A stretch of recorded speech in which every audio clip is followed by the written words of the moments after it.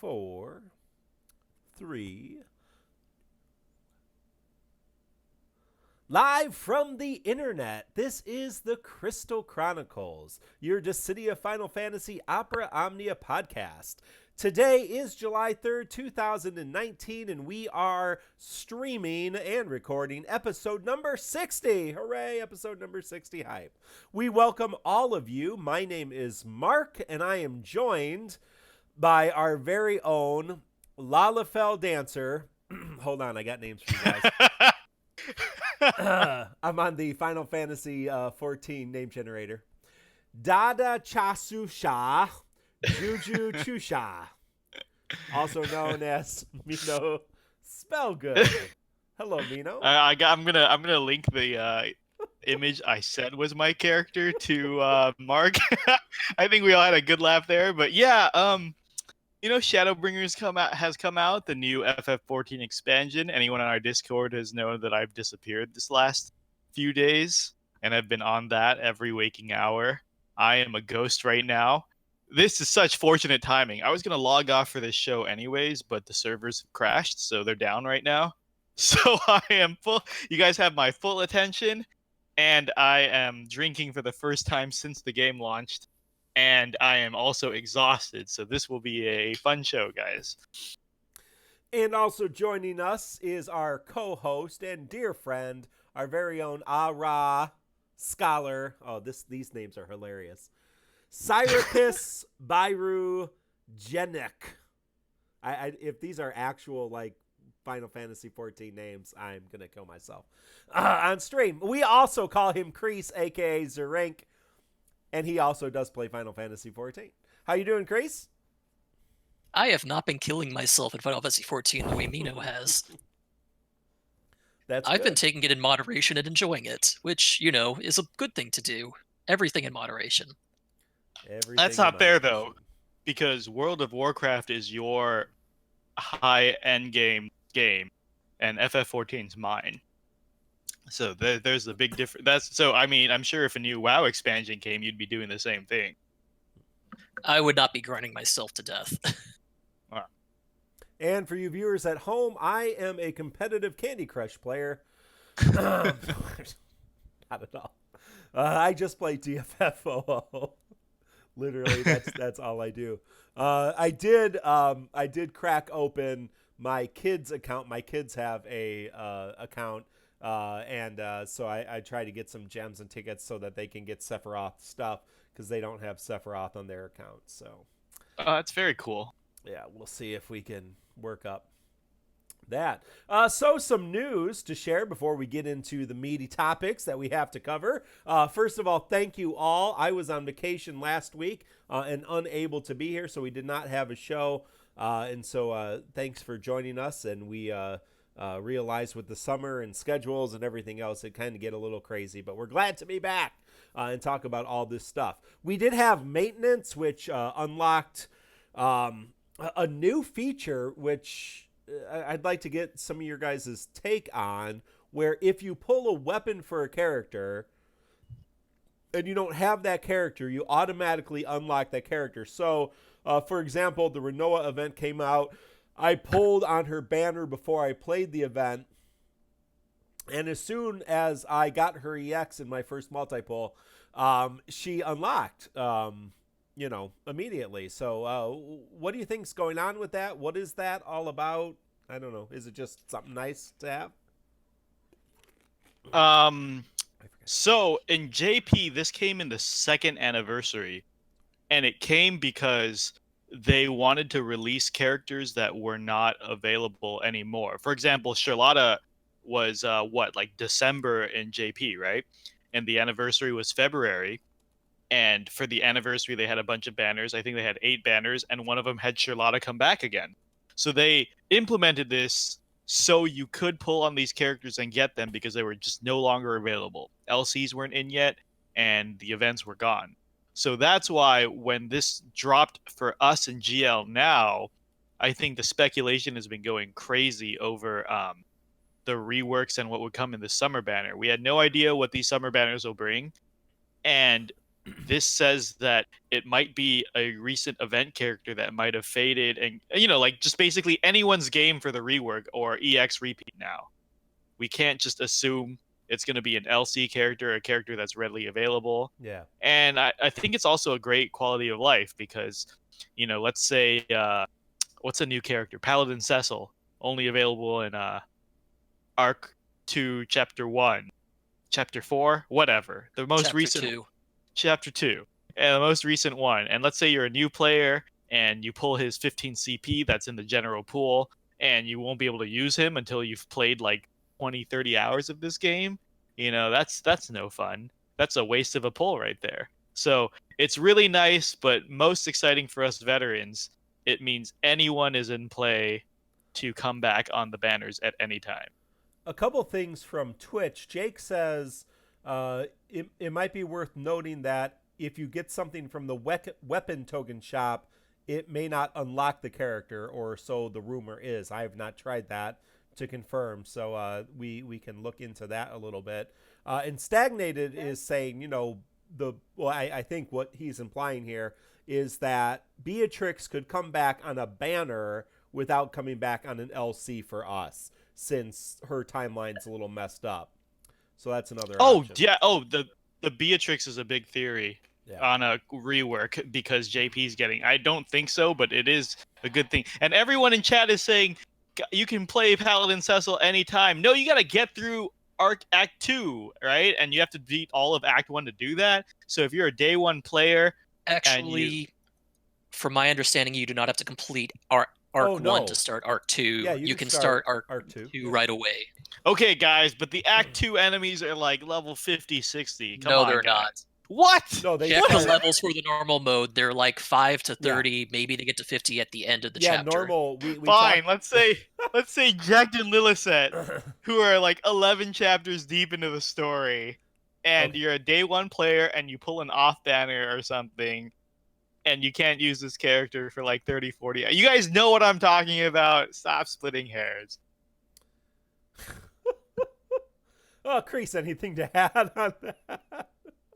I think it's a very practical change. As Mino said, it makes it so that those characters that are locked behind some deep content, checked and Lillicet being big examples of that, are easier to get because you just pull their weapons and now you don't have to clear all of the story chapters to get them.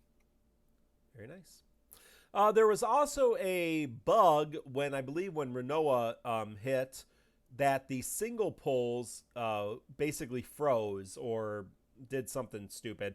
So I know a lot of people had trouble kind of ticket pulling on the Rinoa banner, but that was only on Android because obviously, and that has been fixed. So just have to download, if you're an Android Google Play user, download the update from the Google Play Store, and that should be fixed. So you will not have to be clear, that update did not automatically download for me. I had to go and update it in the Google Play Store to make sure it kicked in. And yeah, it was a pain in the butt when it happened. Yeah. We are continuing our summer festival with a festive gem sale. Vaan's Conflicted Hero costume and gem bundle is back. So if you did not get Vaan's costume, it is back. We have our first animated sticker, which is Let's Chill. So that's great when someone's spamming son of a sub, son of a sub, son of a sub over and over and over again. Because you keep using Angel Wing repeatedly until you activate your EX, you can just say Let's Chill, and it's animated and everyone just goes about their business. We also have World of Illusion Carbuncle's Treasures. That is half price and that is active. That is a good place to level up or get materials for not Carbuncle, Chocobo and Sylph. Mine are still not level 20 because the drop rates on those things are so terrible. I just can't bring myself to grind 150 of those, the highest level ones you need for them. So mine are both level 18. I'm in the same boat. I am not wasting time farming those. It's just so painful. So see, painful. Guys, when this first came out, I wanted to cap armor and weapon orbs because I had a lot of stuff to level up when you just start out, and so I maxed Chocobo and Sylph through that. I thought everyone did that. But it is true that nowadays you really don't need those summons. I think they're not used at all because co-ops are lenient enough that you take the level 30s now. Well, And they don't get level 30, do they? Or do they unlock? no, they don't. They don't. Yeah. They don't. But so I'm saying, like, right now, there's no even point to bring Chocobo and Sylph, right? Even in our current. They're I- slightly faster than Yeah. Ifrit, even at level 30, but it's not much of a difference. I would Right. almost never bring Sylph or Chocobo over Ifrit right now. Yeah. It is nice if you're doing a co-op and you're really, really trying to clear the co-op fast, or you want to like see how many turns you can do it in. Bringing one fast summon and like 2 Ifrits is still a nice thing to try to get as few turns as possible. But it really doesn't make that much of a difference, especially if you're just playing with random people. Yeah. And a lot of people I saw on Discord before I took my vacation from Discord, they're saying, why are they releasing this? This is the worst event ever. And it's the best place to farm orbs and crystals. And they just raised the orb limit. Yes. Right? So Yeah. if you have any OCD players out there who want to like cap those 9999 orbs, Yes, this is for you. Thankfully, the armor and weapon upgrade materials are now extended to 9,999 instead of 990, or just 999, which is a huge relief because we're always capping on those, and so trying to use them as you get them, or people some just sell them, and that's kind of rough. So you can go over 1,000, which is very nice. We also get extended double cycle quest rewards, extended double daily mission rewards. We did get a July summer Chocobo panel, which has some kind of painfully long missions on it. But we have not got a early July Chocobo panel. So I'm not sure if we're not going to get July Chocobo panels in addition to the summer banners, or if they're just waiting a couple more days for that. What do you guys think? At this point, it seems very likely that they're just replacing the first half of July Chocobo panel missions with the Summerfest ones, unlike what they did in June. I don't know why they didn't make it clear, because Right. the Chocobo mission panel was clearly delineated as being part of the Summer Festival, so a lot of people, me included, thought that meant that we were getting 2 batches of panels again, but I guess due to the timing of how these panels are lining up, the mission panels, they decided to just give us one big one rather than 2 smaller ones. I don't know. Wow, I As never Oh yeah. even thought about it that way, but I guess the boards have always I always see them as extra. But yeah, if people are counting on those gems, I can see how they feel cheated. But wow, I never even paid attention to something like that. Oh, Uh, also, I want to bring up really quick, sorry, Mark, no, is go that ahead. Final Character 7 said in chat, and I think this is a great tip, is I still use Chocobo myself for ultimate Ifrit farming for weaker characters. Hmm. Get that summon up before Ifrit can get the veil. I'm gonna steal that tip from you, Final Character 7, because it's been a struggle for me carrying these weaker characters that I have left through the boards. Yeah, good idea. Remind you, as of recording this on the 3rd of July, we have 1 day left for June Summer 2 panel, and that has a lot of good rewards on it. So please don't forget to do that. And we have 12 days left on July Summer 1, and I have not cleared it yet. I still got to kill about 9 zoos. So, it's a pain in the butt. Anyway, let's move on to events. We have a few to talk about, including the one that we would have talked about last week, Rinoa, Where to Go. So let's briefly, if you're just joining Final Fantasy Dissidia Opera Omnia, Dissidia Final Fantasy Opera Omnia, and you've just listened to us for the very first time and you've never heard us, you probably don't know that I love Rinoa. She's probably my favorite character. And so I pulled her kit. It was very costly on my soul and my gems. Yeah, there we go. So, yeah, we don't probably need to get into Rinoa very much, because if you've been playing it all this last week, you've probably seen a lot of Rinoas. And she's doing crazy damage. I think she's she's pretty fun to play and has an interesting kit. What do you guys think about Rinoa? Did you pull for Rinoa? Do you have Rinoa? I have her and her party dress, of course. Crease, just for completion's sake, could you give us a quick overview of Rinoa? Just basically, her strengths and like a very brief sentence or two on what each skill does. I'm going to be very brief because if you've been playing the game recently, you've seen plenty of her in co-ops. Renault is kind of a mixed offensive support character with a heavy emphasis on offense. She has two states she can be in. She can be an Angelo Recover, which activates when she uses Angelo Cannon. It gives her access to basically a self heal and brave regen buff for a couple turns, and she also gets access to a brave attack plus, which batteries the party, and an HP attack plus that just does some extra damage after self battering herself. And the big one is the Angel Wing stance, which she activates after using Angel Wing. And that gives her access to a very strong Brave Attack Plus, a very strong HP Attack Plus that can also Brave Overflow and do 50% HP splash damage. And she also hurts herself a lot like Cecil does, except Renault actually does damage and Cecil doesn't. She has a very strong EX ability that does a lot of AoE damage, gives her more Angel Wing time, and overall she's just a very strong character. She has some party aura, smaller party aura that goes along with it. She's very strong. I pulled her with tickets. I was lucky enough to get her full kit, so I've been having fun with her. She has a dog. She shoots it at people. What could you? Erolai is with us in Twitch and is disparaging my fair Rinoa, and I'm very disappointed in her. I don't come on here and make fun of Furion or Leon or any other on characters that you like, but she does bring up a good point, and this has to do with the co-op. So. The co-op is short, of course, and it's fairly easy. And Rinoa's event, I mean, we can talk about the EX battle just today. So there was, oh man, I'm going to forget his name. But there was a player who I haven't seen a lot who was able to do the EX battle in 15 turns, get 801,000. I was able to beat his score by like 30 points and get 800,000 on the EX. Fires, of course, my mortal enemy, who always gets the high score.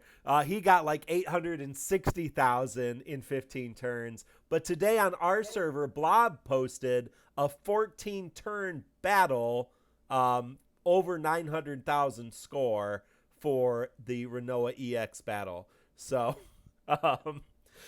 and all of those strategies were Cloud, Lena, Rinoa, Friend Lena, or Friend Rinoa, and Bahamut Summon. So that all those strategies I just talked about, those high scores, use that combination. So yeah, you can, and that's all on Macnol's Call to Arms, MACNOL on Reddit. You can find that, and you can also get Crease's Zerink on Reddit. His full evaluation. But going back to the co-op and the controversy that I've seen in our Discord and on Reddit, if you don't know, every time you use Angel Wing, it doesn't count as a turn unless you're in a summon or a friend summon. But it counts as generating EX gauge and summon gauge.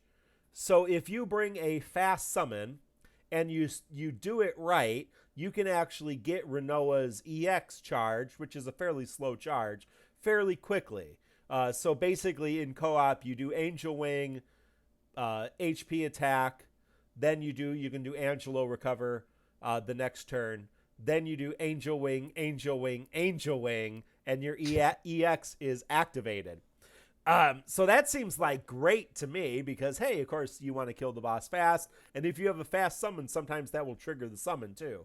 And so you can just go right into summon. You can beat it really quick. Apparently that pisses off a ton of people because you have to sit and wait for the character to use like all 4 Angel Wings. Yeah, so... I will just say that I must be lucky because I have not been running into these horrible Rinoas that everyone keeps talking about.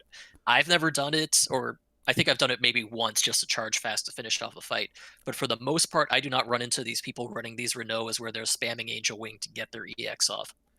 Penguin says you can do Angel Wing, Angelo, then Angel Wing, Angel Wing, Angel Wing, and the EX is ready. So you don't even have to do the HP attack.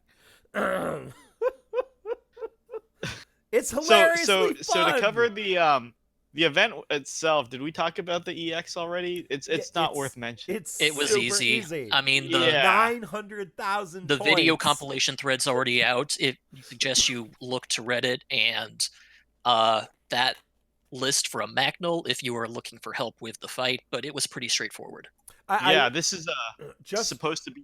Oh, sorry. Go ahead, Mark. Just to remind people that if you use a friend Rinoa, that if you bring her into summon, every time you use Angel Wing, that lowers the friend turn count, and that also lowers the summon turn count.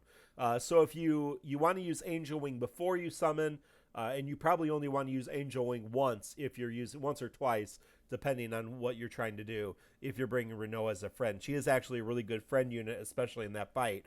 But you need to be careful not to waste her turns. So yeah. We mentioned this back in the day. If you still don't remember, because it's easy to forget with all the characters with free turns nowadays, but Realm was the very first character with a free turn.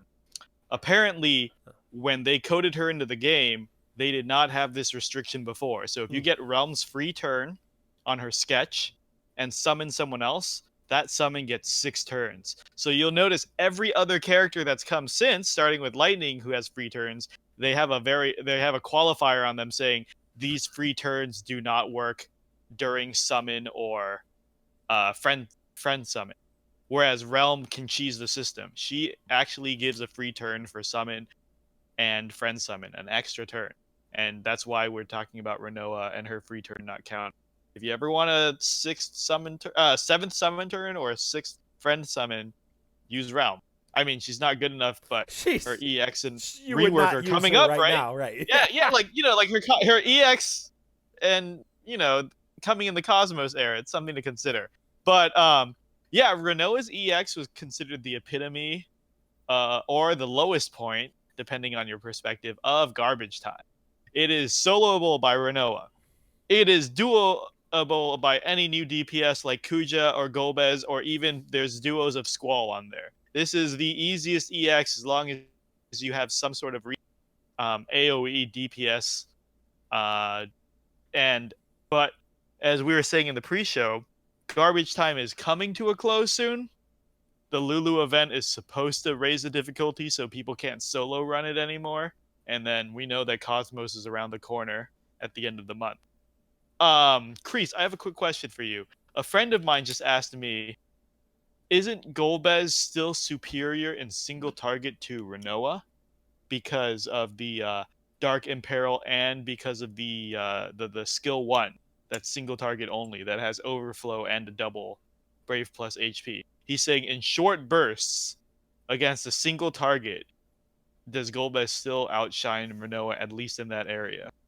Yes, he does. In short bursts where fights do not last long, Golbez can take advantage of a Dark Imperil. He's not being resisted by either magic or melee. He will do more damage on a per turn basis than Rinoa will. The problem is that once he burns through his turns, Golbez is done. He is dead in the water, and Rinoa keeps going. Rinoa can last a lot longer than Golbez could, between her Angelo Recover stance, shifting into that strategically, and using her Angel Wing uses very, very smartly. And also because, again, her EX gives her more Angel Wing, and most of her damage comes from her Brave plus and HP plus, she can last much longer than Golbez can, which isn't an issue right now. Right now, Golbez does fine, but as soon as fights start getting harder and they start getting longer, Rinoa's going to edge him out. Yes. I think that's why, like, when Rinoa first launched, I saw on Discord and the subreddit saying, I thought Rinoa was supposed to be a lot stronger than this. Does she seem underwhelming? And I think her biggest draw compared to the rest of the DPS characters we've been getting recently is longevity, for sure. Oh, yeah, and I also want to point out one other thing with Rinoa. I don't think I've heard this as a complaint, but just to address it, Rinoa has the same HP damage mechanic that Cecil does, or Yeah. Dark Knight Cecil now, since there's Paladin Cecil too. The difference is that Rinoa can actually recover her own HP. She can shift out and actually regen safely. So she's not just bursting like crazy. She can keep herself safe. Cecil can't. He has to rely on healers to keep himself from dying. And that's actually a big problem until Cecil gets reworked far in the future. Yeah, Rinoa certainly benefits from having a healer on the team. She does not need a healer if you are able to play a longer game and not worried about it. She can switch between stances and heal just fine. Also, on that same note, remember there's been some conversation about this on Reddit I've seen. If your character takes damage from an ability they use, that does not count against the HP requirements for scores and anything for the mission. That's only damage taken, and if your character eats their own HP, that is not considered damage taken for any kind of requirement for a score or mission requirement. So don't worry about here. All right, shall we move on to Beach Bash Gate Part 1? Fill me in, guys, because I've been missing in action for the entire Beach Bash Gate controversy. What's been happening? I didn't realize this was a controversy, but sure, Mark, do you want to take this? So I guess we're going to wait on the Kain rework analysis, which came to Bash, Beach Bash. So Beach Bash is this co-op challenge, and a different type of co-op challenge than, although we've had one like this before, haven't we? Where you had to unlock different tiers. Have we? I thought we had something like this before. Maybe we haven't. My memory. I don't- Not crazy. this way. Yeah. Well, Kreese, if you remember, or anyone in chat, was there a sequential unlock we've had for an there event? was something that unlocked, and maybe it was timed. I don't know. Regardless, we started with Beach Bash 1, Part 1 co-op. Sorry. Macnol in chat says more like Beach Bash Portcullis. Am I right? That's funny. Okay, sorry. Go ahead. So we had to collectively get a number of silver tickets to unlock Beach Bash 1 Part 2. We also have to get To be clear, we needed 1.5 million silver tokens across everyone playing the co-op, and we still need 4 million total. Well, how long did it take to clear the first hurdle, guys? That took a day or two. I think it took a day and a half, abouts. Because the first one does not drop gold tokens, and it dropped about 7 silver tokens every time you played it. So it was a pretty big grind. Now the rewards are good, but to this point, I have 458 silver tokens, which is certainly not enough to buy anything in the shop right now. And then we've continued to need more to unlock perhaps a third co-op and an EX battle. And unlock the ability to get gold tokens and get more rewards. So there's been some complaining. Oh, Mark, just to fix something before we move on, I misspoke. It isn't 1.5 million. It was 15 million. It isn't 4 million for the next step. It's 40 million. 40, yes. It's Thank you, CSAM, for that information in chat. So there was some complaining, as there often is in everyday life, that this was not particularly fun, and this was not a particularly fun way to get us to do co-op and kind of force us to grind these co-ops out. So interestingly enough, before 2 days had passed of this event being live, Square Enix actually posted a apology about the event and said, we're taking all of that feedback. Thank you for the feedback. We're taking that into consideration as we launch Beach Bash Part 2, or Beach Bash 2, which is not out yet, obviously. So they're not fixing the one that we currently have, but it sounds like maybe the next one will be slightly different. Kreese did link that Twitter, and we'll have that in the show notes if you're listening to the podcast online. So that's fascinating to me. First of all, that they did it at all. Second of all, that it was within the first 2 days of the event that they already heard that feedback and said, hey, that's, we hear this, we understand.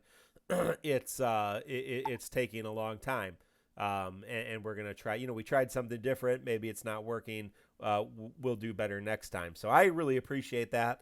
I feel Square has been very, very active with this community and hearing feedback very well. So what do you guys think about all that? I wanted to agree with you. The brief forays I've had into the Discord and subreddit when FF14 servers were down pretty much echoed your sentiment. I've seen a lot of people say that they're very grateful for the quick response that Square Enix had, and I have to say, even like I'm pretty jaded on stuff like that, but I'm impressed that their response was fast. Like you said, a day and a half, pretty much. And I have to credit our community managers Glacy and Square Enix Joshua, right? Because they're always seen in the Discord and subreddit, so they must have picked up that that negative feedback quick and brought it to the developers' attention. I can kind of see where they were coming from. I think that because they always lurk in our communities, there's this meme going around, right? Like dead game, no update. People are always talking about consuming the content too quick and having nothing to do for a week. So I think this was their way of trying to pad it out, right? Like keep grinding and then a new thing will unlock, keep grinding, a new thing will unlock. I mean, I think benefit of the doubt, that's what they were going for. But when I logged into check DFFOO for my dailies on Sunday and Monday for this, and I was only getting silver tokens, I just dropped the game. And I was like, I'll come back when gold tokens are available. And that's from a veteran perspective that I know a lot of people shared. I believe we were talking to our content creator crew, and they said the same thing. And then I was talking to my more casual real life friends who are playing this game, who play this game very casually. And even they said, why can't I get gold tokens from this co-op? And I told them, oh, they're doing this thing where they want the community to unlock the next step before you can do it. So they're like, oh, so my bells are just going to waste right now? Then they're like, all right, well, I'm not playing the game until gold tokens are unlocked. So I think this backfired very heavily from both a hardcore and a casual perspective, because both hardcore and casual players do not feel like touching this event because the effort they put in now is rewarded less than the effort they put in later. And it just feels bad, right? And it looks like the unlock goals that we've been meaning to hit, this is the slowest we've ever hit these community goals. We've had like score co-op goals and stuff in the past, or beatback challenges that get blasted through, and this one's just a snail's pace because nobody wants to burn their bells or their time for reduced rewards. I will say that for the most part, I agree with you too. I think this was a failed experiment on Square Enix's part. And the part that they screwed up the hardest on was holding back the gold tokens until the final stage of the co-op and making that such a hard gate. If there had been gold tokens available in part 1 and part 2, but maybe at lesser amounts, people would have been more willing because they would have been earning most of the co-op rewards along the way. And remember, you are still getting idojas for using your bells in this co-op even at part 1. They were not holding the idojas back from you, which is the primary reason I run bells, is to get the idojas. Yes. But this is the first co-op I've run into for a while where I cannot just do a step in as a guest and expect to find a room. I've actually had to host rooms for the first time in several events because people just aren't interested. My rooms still fill up decently fast, but people aren't willing to use their bells on it. I am because I want to help the community get forward. It was an awkward step, and I think they're going to learn from this mistake. They might still have the community gating for the next part, but they're not going to hold so many of the rewards back like they did. Yeah, let me read some stuff from chat because go ahead. No, I was just going to say, talking about the idojas, I wonder if one of the problems just with the timing of this event is that there's another co-op where there's two meta characters, idojas. Both Lena and Rinoa are on the Rinoa co-op, and I know for me, I have both those characters, and I want to get their best idoja, so I'm still using bells on that co-op. Now, if that co-op wasn't around, I would be using bells on this co-op and probably adding more to the silver. So I think that probably is added to it in some point too.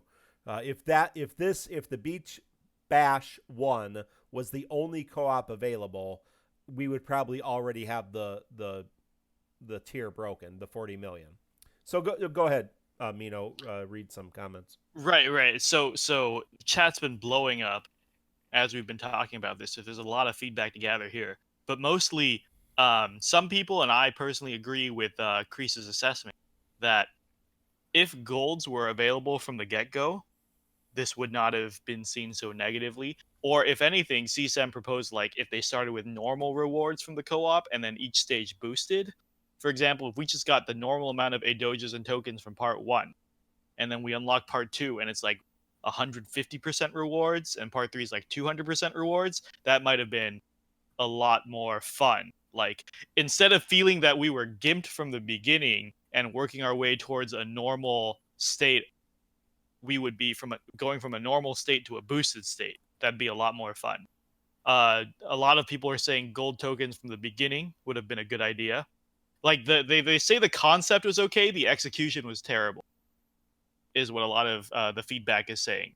And And I'll just say, along with that, I forgot to mention, I think part of the reason they want to do this gating is whenever they've tried to execute multiple stages of a co-op, so multiple co-ops with different difficulty levels, what happens is that the early lower difficulties are immediately forgotten. People will even run them solo just to get the rewards, and then they'll just farm the harder co-op every time. And I think they were mm, trying to address that and get people to actually run the lower level co-ops before shifting into the higher level ones. That's what I suspect was going on here, other than just extending playtime. that makes a lot of sense. I do sympathize, but again, I just cannot agree with the execution. Right? Like, it just feels bad to run bells and only get silvers and have like an entire tier of gold token rewards staring me in the face in the shop and not being able to touch it for a while for who knows how long. And again, we said like the unlocks are. Someone here said, sorry, chat's going really fast. I can't get the specific names, but someone said if the gates weren't like ridiculous, it would have been fine because the first gate was 15 million and the second one was 40 million. If they were easier to reach and didn't take several days to reach each one, Or because we're if you got a normal amount of silver tokens. I mean, right, it's a really low number of silver tokens on these yeah. first two. So they're saying if it was smaller gates, because we're halfway into a week into um the event and we don't have the final tier yet. That's a long time in DFFOO time, right? That's like the I time suspect between. that is because of what happened, though, the backfiring and everyone saying, no, I'm just not going to run this co op now. Right. If that had not happened and people been willing to just tough it out, we would have had the final stages Yeah. already. Oh, it really But slowed down. the Yeah. problem is that they shifted perspective so negatively that no one or most of the community backed off the co op hard and just went back to Rinoa. Yeah, and then and Big Noober's saying maybe if they just dropped the normal amount of gold tokens and just adjusted the shop cost. I don't know about that one. That didn't Um, work well in the beginning. When we had the high yeah, cost token yeah, that's rewards, it yeah, was a slog. No one enjoyed that. yeah. Ebonomics is asking, do us hosts have better ideas to improve co-op personally? Do we have a way to keep co-ops more engaging? Because having bulkier bosses does not make co-op fun.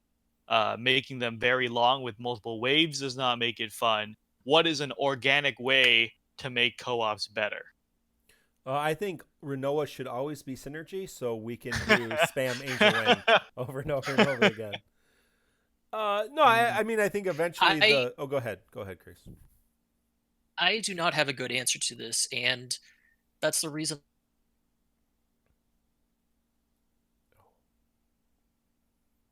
I have a good solution. And I think the fact that they are experimenting and trying to find ways to keep us interested is important. I don't want them to stop trying these experiments and trying to do something fun and different and I interesting. agree. I don't have I can't think of anything off the top of my head. I'll check. I have an idea, but it's implemented later in raids because JP has these co-op events called raids that we will eventually get. I was gonna say that idea, but it's already been done, so there's no point in voicing it. But basically, my idea was uh, what raids do in other games and even other mobile games is they'll have this boss with a ton of HP. and then you'll run a bell, and you and your team will have like a set amount of turns to do a certain amount of damage to it, right? It has this massive HP pool that everyone's contributing damage to. It's kind of like a beatback challenge, but you're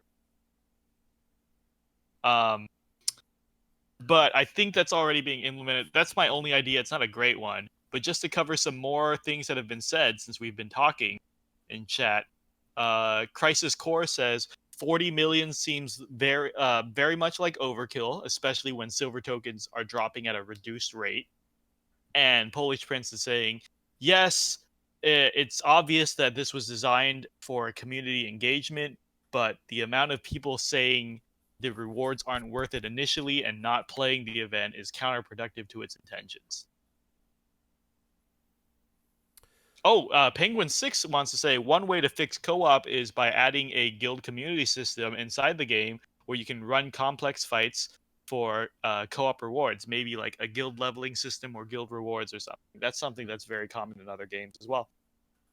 Yeah, I think the next, natural progression is more like a raid boss kind of scenario where it is a significantly challenging co-op that might have not a ton of rewards where you have to grind it over and over again, but maybe it's something that will take a while to figure out.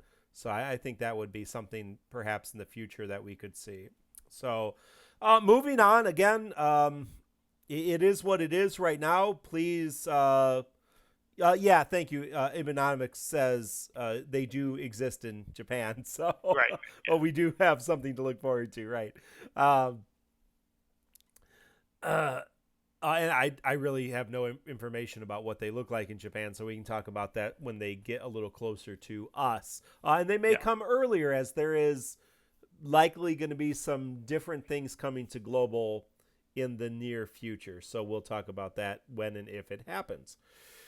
So again, it is what it is. I appreciate Square Enix and our community managers, Glacy and Joshua, doing what they do and hearing feedback and taking it. So we'll see what it is for the next one. But, throw a few co-ops a day and we'll hopefully get to that 40 million.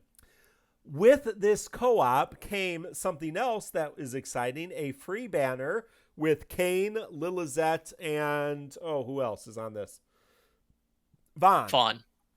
And it's a double EX banner, correct? With Vaan EX and Kain EX. Now, Lilizette and Vaan did not get a rework, but Kain did. So, Kreese, if you would like to walk through what Kain got, it shouldn't take you long.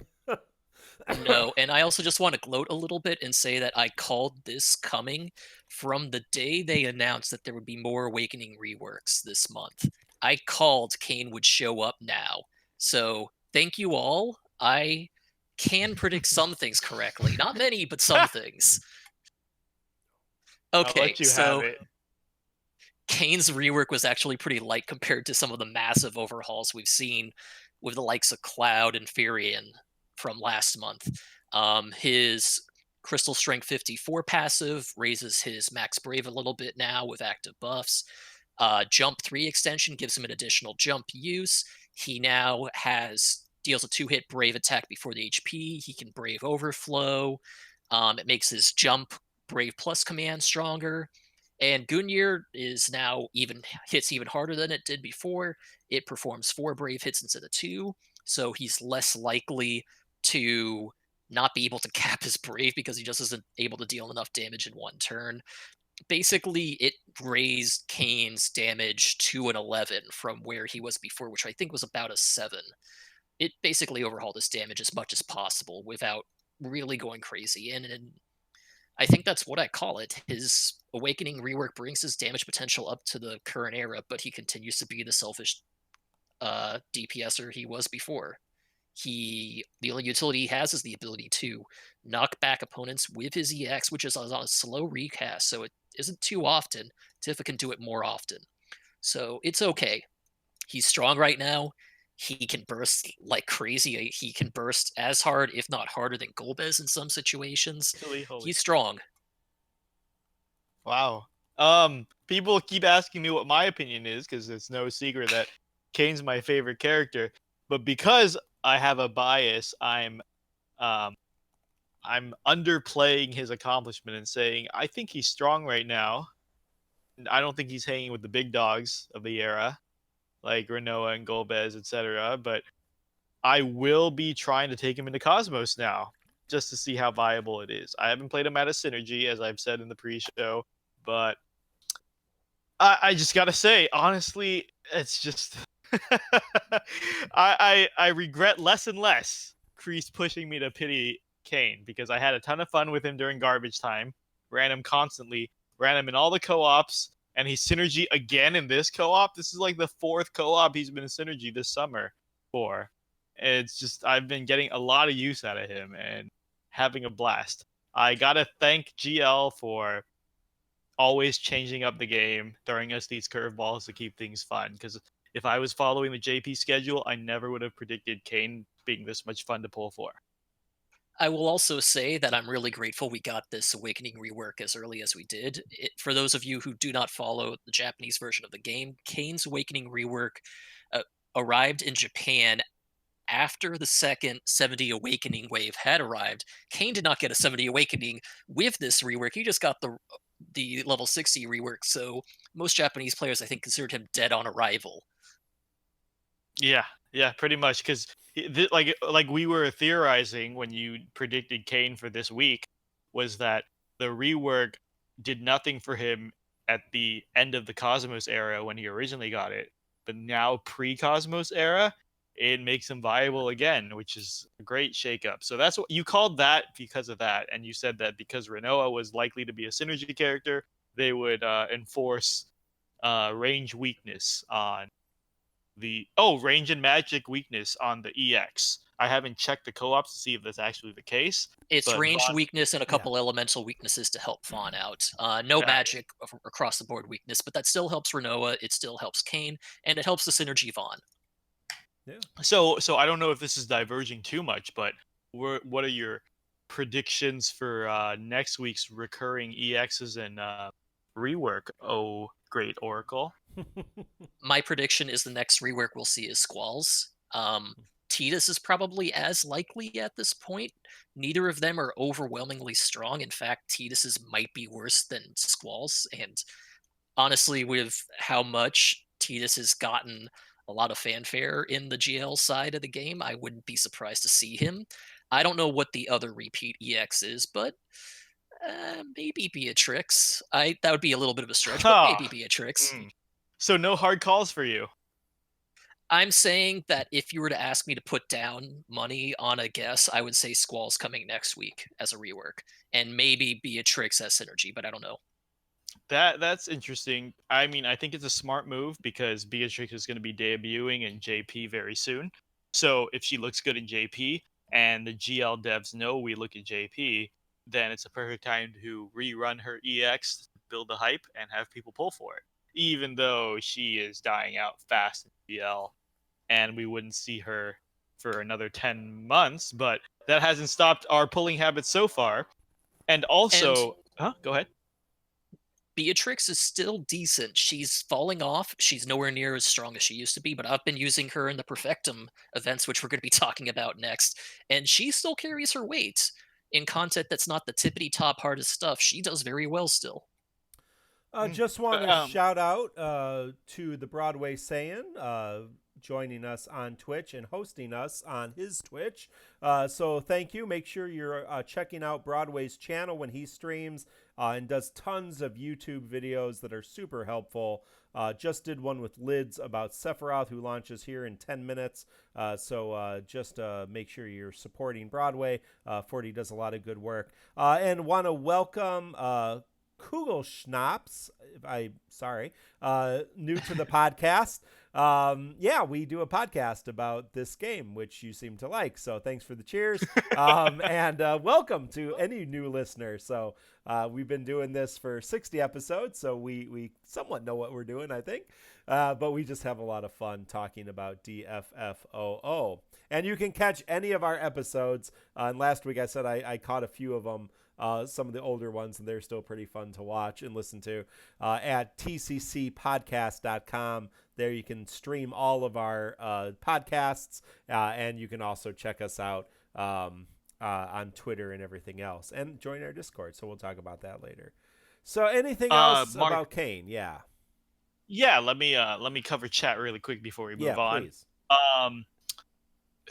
I lost my place. Ebonomics makes a good point. He says Kain was dead on arrival for JP because at the time they had reworked Noctis, who was stealing his thunder.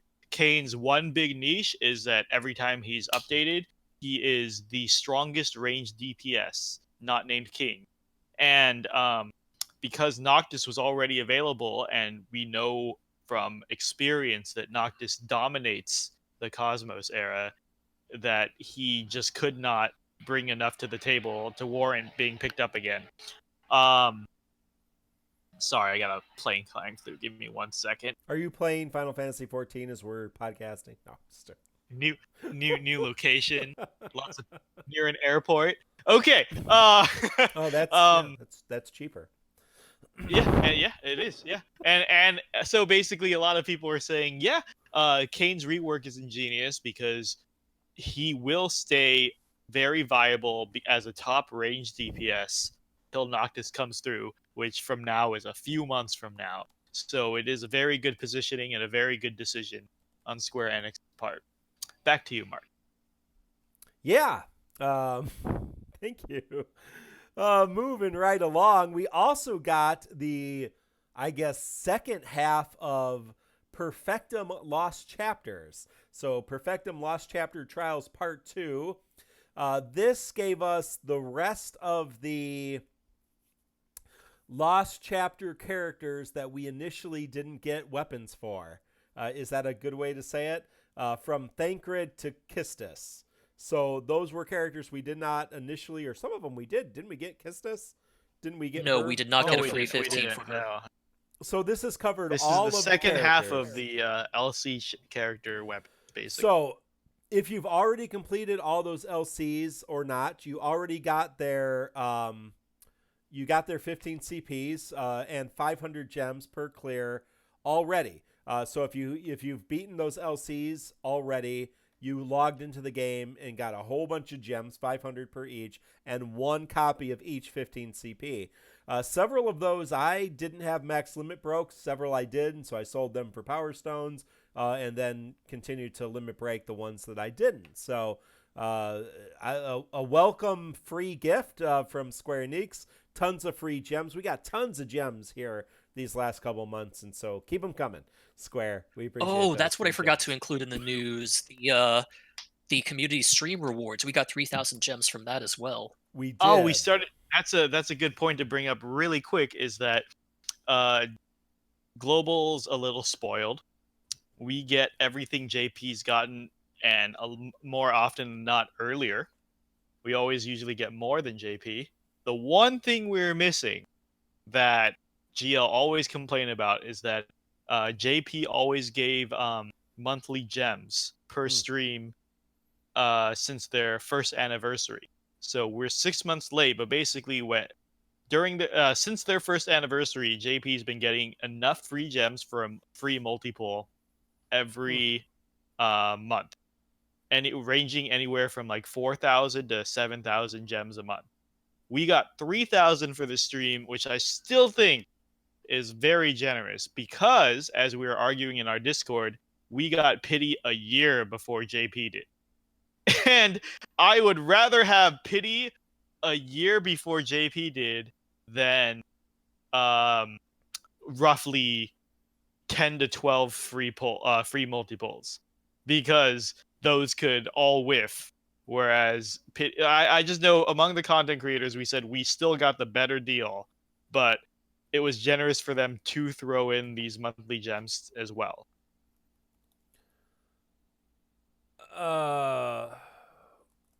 Yeah. We do also get at the end of the month the Portal app campaign rewards. So those, I believe, have been announced that we did receive them, but we don't have them yet. So we'll also get additional stuff from the Portal app. And that was from I have to stop. This has nothing to do with DFFO. Are the words polish and Polish spelled the same? Yes. Oh, that's real tricky. I'm going to assume it's Polish Prince, but maybe Polish it's Prince. Polish Prince. Come on, Polish Prince maybe 85. maybe Please, see, it's everyone's Polish laughing at Prince. you right now in chat. It's clearly Polish Prince. You know, I don't want to offend our Polish listeners if it's not something offensive. While we're already sidetracked, Maybe he loves polishing something. Exactly, you don't know. right. while we're while we're already sidetracked, I was just having this conversation yesterday with a bunch of dum-dums on FF14 about the hardest language to learn, and they were saying Japanese because only weebs play FF14. And I was saying English has been constantly said to be the hardest language to learn because not only is it a combination, we take so many words and grammar rules from all the other languages in the world, but also we have the stupidest rules like Polish that you just have to know. There's just no way to learn that, right? Like red, past tense of red, or red the color, or read. Don't forget all the mess with apostrophes for we're and there. Oh yeah, and that sort of right? thing. Like I before E except after C except when it's not, So like we have a bunch of made up rules that just don't make sense that you just have to know. There's no context to it. You just have to memorize these rules. So then Mark just demonstrated why English is such a bullshit language. Thank you. You're welcome. That was our educational minute in this episode of the Crystal Chronicles. You are welcome. I have no idea what we're talking about anymore. There was, I believe Jake had a question. What do you think of JP's quality of life summon board update? I have no idea what that is. What is that? Oh, is that the one where you can auto unlock the rewards? Anybody know what Jake, what are you talking about? Erolai also says, I want the artifact fuse button, the auto fuse button. That would be nice too. So I remember that apparently in the last infiltration report for Japan, they are looking for ways to make the summon board grind easier now that they have so many summon boards available, but I haven't followed closely enough to see what the actual change is. Oh, so what the actual change is that all characters share a pool of points. So you could literally farm the summon board with the same team over and over and just pay the points out to all the characters. Yeah, that's their new change. Jeez. Well, right? Isn't that nice? I'm not going to kill myself on summon boards if that's coming. I'm not carrying Cater anymore. It might not be coming for 9-10 months. Yeah, I know. Come on. I'm that's talking a long about way. I mean, the reason upgrading Japan's everybody. getting it right now is because they're at what? Summon board 6? Summon Like board 7? 7? Yeah. It's an 7 insane grind. We have one summon board. Right. So now they can just run the same team for any board and pay out points. Yeah. Nice. Very nice. Nice. Good to know.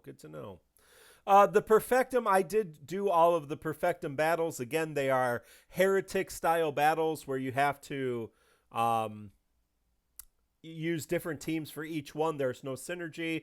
You do need to bring the Lost Chapter character to clear or get perfect on each level. So if it's Kistis, you need to bring Kistis. If it's Kuja, you need to be Kuja, etc., etc. And you need to use basically then 9 different characters to unlock the final one where you can use any characters. They are not very difficult. They're not pushover battles. Like, how should I say this? I tried to solo all of them. Oh my god! I tried to solo all of them with the Lost Chapter characters because that's the only way to solo. So you cannot bring crappy Lost Chapter characters like, I don't know, a lion with a 15 CP weapon. She's not going to solo her thing very easily. Maybe if you have a good friend summon, but probably not even that. But you can definitely dual fight each one fairly easily, even with a crappy, 15 CP lion who's not awakened. Although she was doing okay damage. Picky Mickey says, is it possible for a Cater solo? Is that really a thing? Cater wasn't this time around, was it? That was the last Cater one. was this batch, yeah. Cater's in here. Cater, I have to use Cater for something? Huh. Yeah, Cater's I'm sure. Lost Chapter was my Cater's pretty good, actually. So she did fairly well. I did Cater and Kuja. That was my two run there. Yeah, she did not do it by herself, but she did. She did able to do it with a partner. So. Yeah, so they're not particularly hard. They're not supposed to be hard. They're quest level 60 for the first three, and then the other one is quest level 90. So again, if you're a brand new player, it's probably not going to be super achievable. Although I saw someone on Reddit, yeah, I believe on Reddit, who's been playing 1 week or 2 weeks and has Lena, Rinoa, Cloud, Furion, Kain, and Vaan EXs pulled all six of those EXs in the 2 weeks they've been playing. So if you're that person, you don't have any high shards to actually do anything with those characters, but you might be able to do them. But yeah, if you don't have if you don't have the 9 character rosters and you haven't done the lost chapters, you're not going to be able to do these. So it's not necessarily for new players, but maybe what would you say? Mid-level players or people who've been playing for a couple months. I don't know. Have you guys done these? Yeah, I think it's very doable if you are willing to invest the crystals and maybe even power stones to power up the free 15s. I mean, you could just throw 2 carry characters in there, Yeah. maybe even 1, and knock it through. Yeah, but you do have to bring the lost chapter character to get the perfect, and you can't Yeah. unlock the final one unless you have perfect. So you actually need to have done the lost chapters. So yeah. Yeah, Rock the Hard, I don't Perfectum know is if I'm designed talking to be about a you, more but if forgiving that's you, content. great. Yeah. Yeah, I don't think Rock Hard, I don't think it was you. I think it was someone who had the most recent banners, had gotten all of them within just like a week. Really good luck. So which is great. No problem with new players getting good stuff. That makes the game more fun for everybody. So if you're What were having you trying to trouble say, with Free? these, just come on our Discord, and we'll help you out. I don't think they're going to be a problem. So, as of 2 minutes ago, we have a new event which we need to talk about, and that is Sephiroth Lost Chapter, the one-winged angel himself.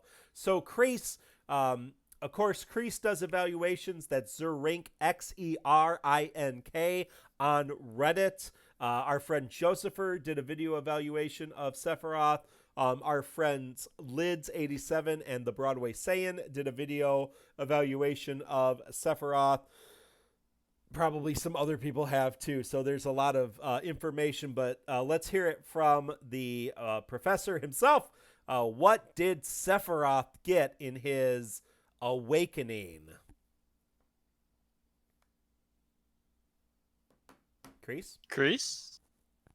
Hello? Oh, sorry, I didn't hear Mark finish. I thought he was still saying something else. I'm Oh, getting a no. little bit of problems on my end. Sorry. Oh, but speaking of problems, I think you were trying to say something earlier. Was it an important thought? Because I think you No, and it Mark. isn't. Okay. Okay, so Sephiroth's awakening. As most of you probably know, before his awakening, he was one of the strongest level 50 characters as far as single target damage went. He could dish out damage very fast and very hard if he wanted to. And that's really the theme of his level 60 awakening, too. His awakening passives raise his attack by a pretty large portion while Genova's active. He gets a slight boost to speed and max brave while he's buffed. And Fervent Blow now does 2 HP attacks across its 10 brave hits, has a higher turn rate and extra ability use. And if Genova's already active, he gets stacks of Genova from Fervent Blow. Keep that in mind. He needs to have Genova already active to get more stacks of Genova from Fervent Blow. Octaslash is now a much stronger and harder hitting ability and can now Brave Overflow upon use up to 150% of Sephiroth's max Brave. In addition to this, Sephiroth gets a Brave Attack Plus, which is a 5-hit melee attack that hits pretty hard. It's one of the stronger Brave Attack Pluses that's just damage that we've seen. So that helps a little bit if he needs to just deal some Brave damage without while trying to avoid getting broken. And finally, he gets his EX weapon, the Mako Katana, which gives him access to the EX ability Black Materia. Black Materia gives Sephiroth another unique buff called Reunion that can stack up to 5 times, and he gains increases to his max Brave based on number of stacks and also Brave regen. Along with this, Black Materia performs a gravity hit that reduces all enemies to 0% of their Brave if they are not currently broken, raises his own Brave substantially based on his attack before doing a AoE HP attack that does 100% HP damage to all targets. And then, just to top it all off, Sephiroth gets a free ability use on his next turn. Basically, Sephiroth, as I said, goes from being one of the strongest level 50 characters to being one of the strongest single target level 60 characters. He does a lot of damage in a single turn, especially once he's built up his Genova stacks. And that's the important thing. Once he has Genova built up, he hits really hard, he moves really fast, he slows down the enemy substantially. And that's one of Sephiroth's strongest advantages is his speed down is tied to his personal buff. It's not a debuff, which means enemies cannot ignore it, they cannot resist it, they cannot avoid it. He slows down the enemy no matter what. One last thing I want to bring up, and it's a weird quirk with Sephiroth specifically and how his kit works, is because of the way his 35 CP passive is programmed, he only gets the attack and max Brave from Genova when using Octaslash and only when he activates Octaslash. So the Genova stacks he gains from Fervent Blow will not increase his attack and max Brave until he uses Octaslash again. It's a little weird quirk, but just keep that in mind that if you're trying to build up Genova stacks fast and you're trying to get Sephiroth to his full attack and max Brave power, you'll have to use a couple of Octaslashes in there, and one Octaslash once he gets to full stacks in order to get that to full power. Yeah, that's important to note with Sephiroth, that you need to be able to switch between Fervent Blow and Octaslash, and of course his EX ability to get all of his buffs up. So he still does take some time to ramp up, but he is hitting a lot harder than he was. And poor Kain, right? I mean, in the midst of his 5 days to shine. I mean, if you're looking for a single target burst damage dealing character, Sephiroth, I think, tops out Kain in almost every instance except for maybe that very fast high burst period immediately at the start where you don't want to wind up period because Sephiroth needs a few turns to get going. Kain does not. He gets going right off the bat. And I think that's really Kain's advantage, that and the different attack damage type. Doesn't hurt to have two of them. It doesn't. Things to be said about Sephiroth is the more experienced JP players I usually talk to have told me that 3 characters will make the transition into Cosmos very smoothly, and that's Rinoa, Sephiroth, and Zack are the only two. I mean, the only 3 whose damage seems to flow seamlessly into Cosmos, whereas everyone else stops very short. We've seen videos of niche picks like Kefka and sometimes Quistis making it into Cosmos, but apparently their damage falls off quick, whereas Sephiroth, Zack, and Rinoa will last you at least a month in, which buys you a lot of time to pick up new characters. So I do think Sephiroth is a good pick.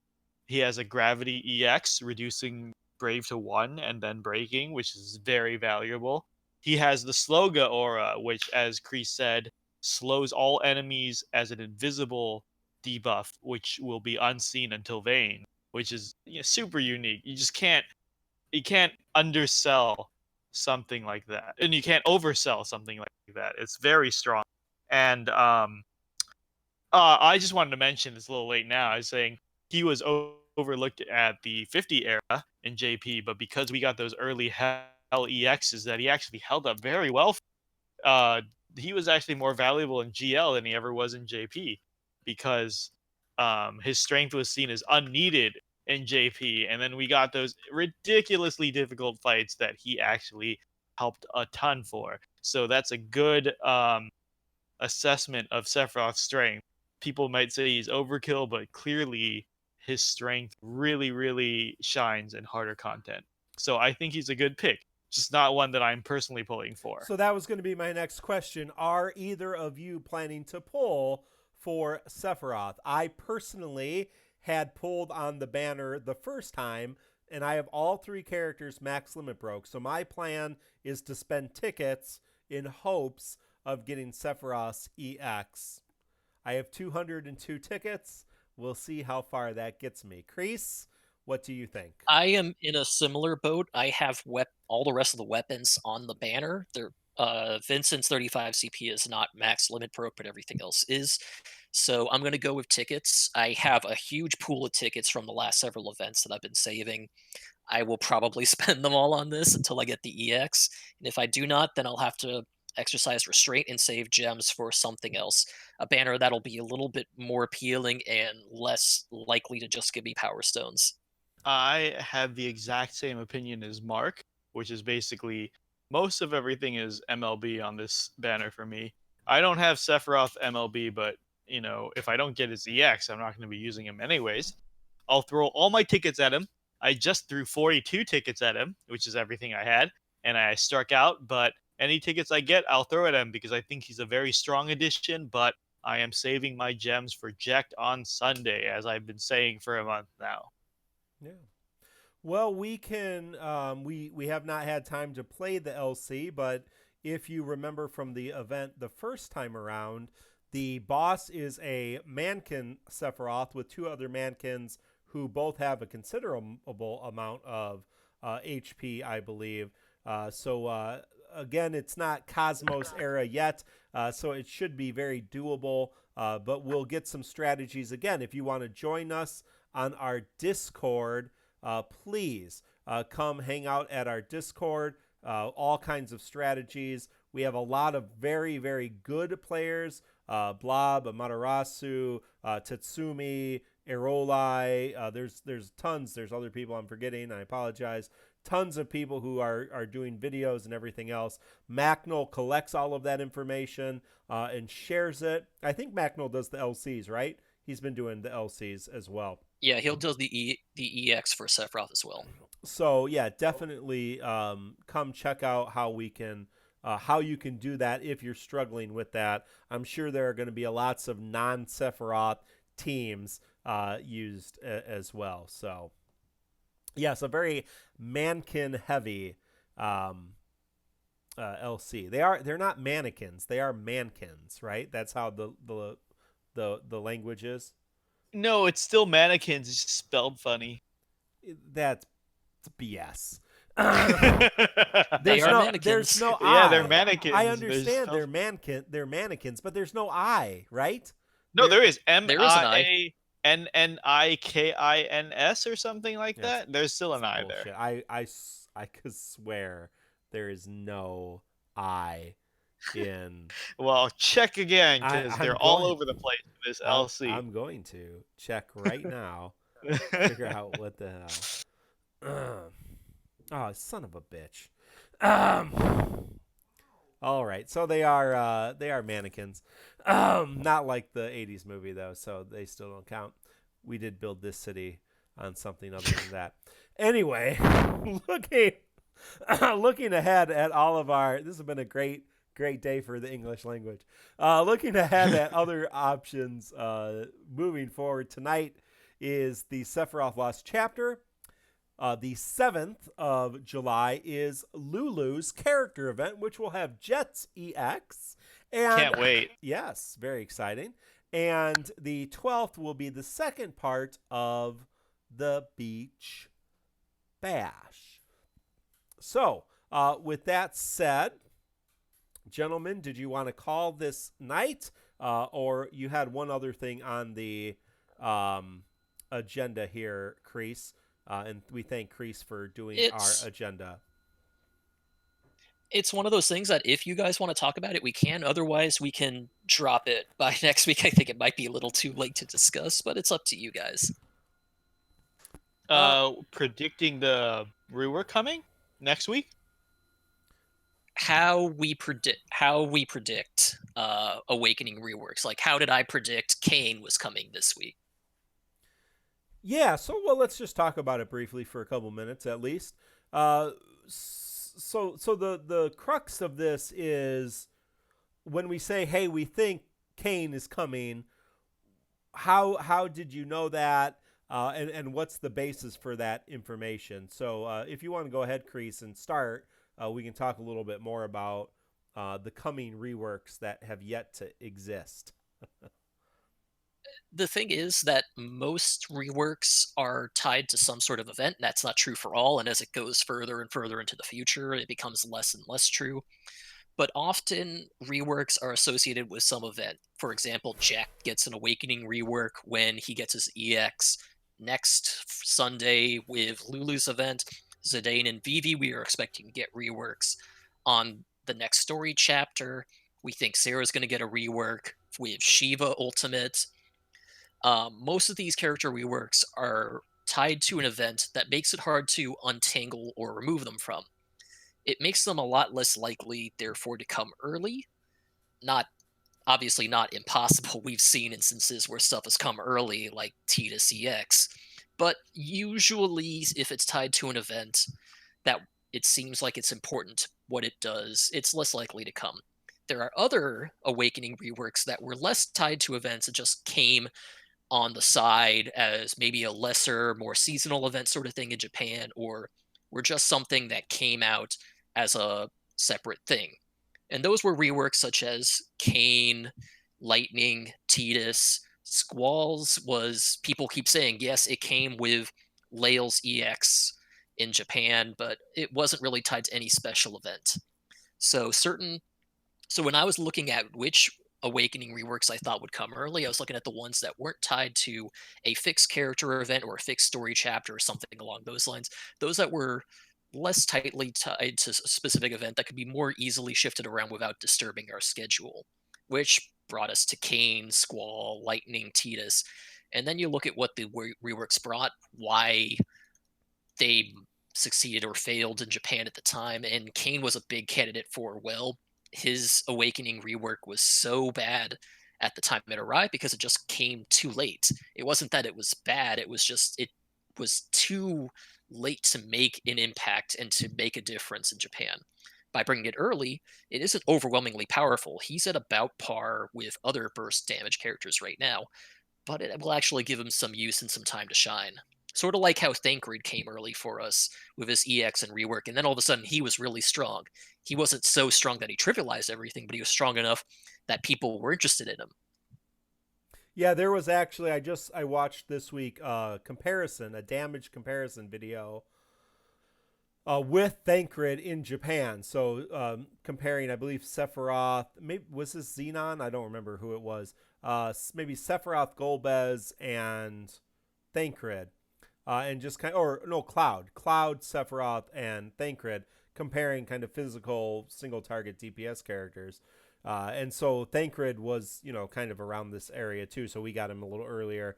And like you said, with Kain, he just kind of fell flat when he launched in Japan. So by the devs or the team pushing him forward, he gets a little bit extra time to shine. So that can give you some ideas. I think the big question for us in terms of the reworks, we kind of know what's left.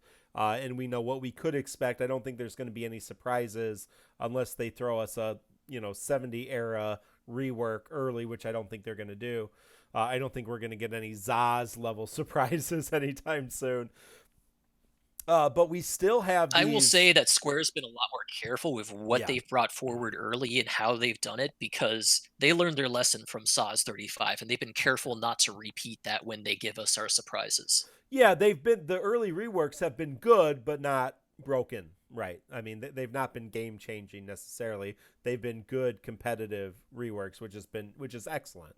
The big question still is what's going to happen with these 6 characters who have not gotten their special Idojas. Vivi, Sarah. Yeah. So Vivi will be on the Freya banner, which is the Arc 2 Chapter 3. Yes. Banner, Freya, Vivi, and Zidane. So hopefully by then we'll kind of see what's going to happen with all of these characters. Yeah, we Joe's saying the Curse Six, the Sinister Six, we've been calling them too. Yeah, and then Sarah comes with Shiva banner, the Shiva summon board. But yeah, if they don't get some, if we don't get those Idojas, which there's a lot of speculation that we won't get them. And for anyone who doesn't know, in Japan, there were 6 characters who got unique artifact passives that really made them very powerful, especially if you ground artifacts to get all of the special artifact passives.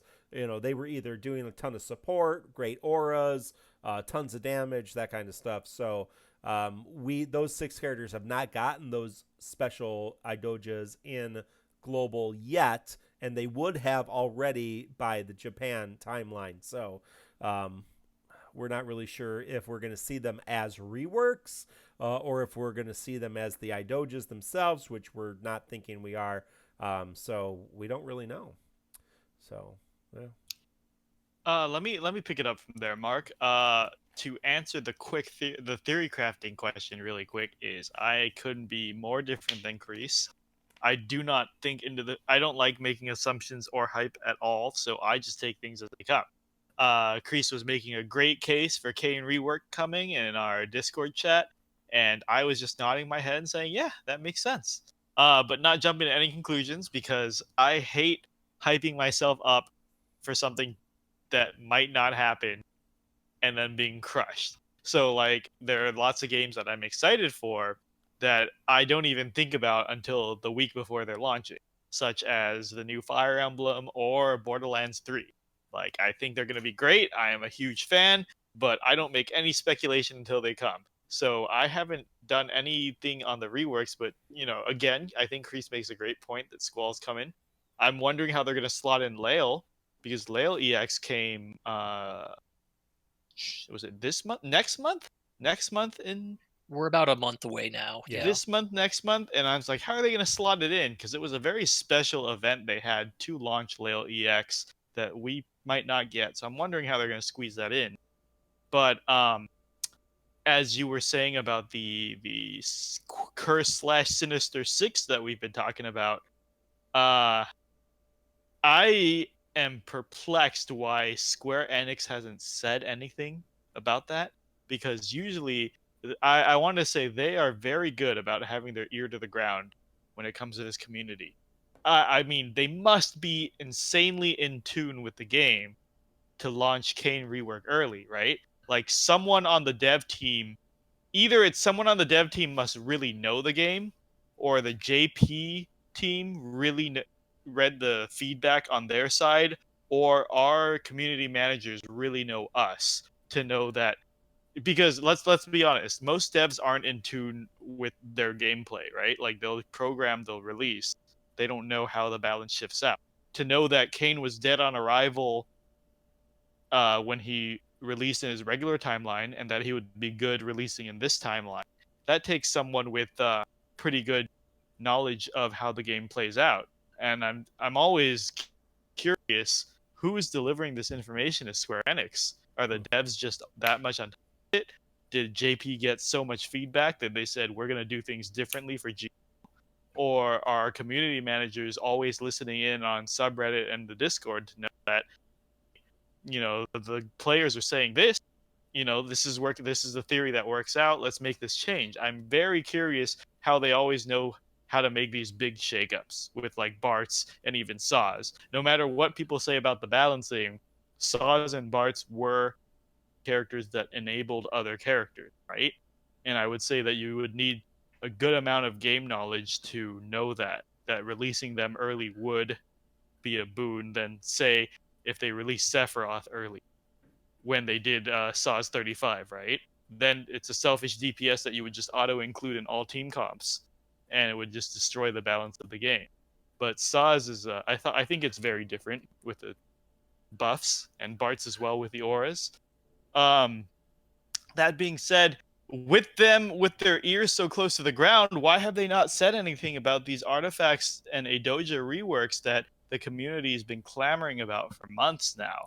I think they have to be aware that this is the biggest thing on our minds right now. And I'm surprised they haven't said a single thing, Well, even in the most recent stream, that everyone thought they would. it will since be a big VV's. thing if we get that banner with Vivi on with nothing for Vivi.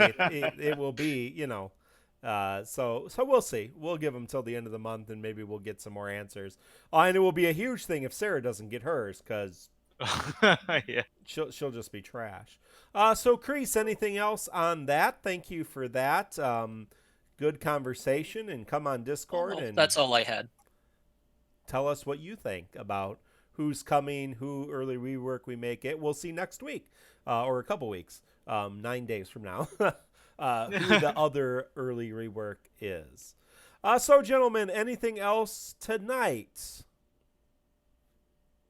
I'm going to take that as a no. No. All right. Well, thank you all for tuning in. This has been a great time. There's a lot of other people streaming because the Lost Chapter hit, so go check them out. If you want to contact us, if you want to get to know us, if you want to find other episodes, if you want to connect to us on Facebook, Twitter, etc., go to our website, www.tccpodcast.com. That is the Crystal Chronicles, tccpodcast.com. We are at FFTCC Podcast on Facebook. Yes, we have a Facebook page. We are at FFTCC Podcast on Twitter. You can, of course, be on Twitch with us at the Crystal Chronicles. We try to stream every Thursday night. This was recorded on Wednesday because of the holiday. At 8 p.m. Central Standard Time or 1 a.m. Friday morning UTC.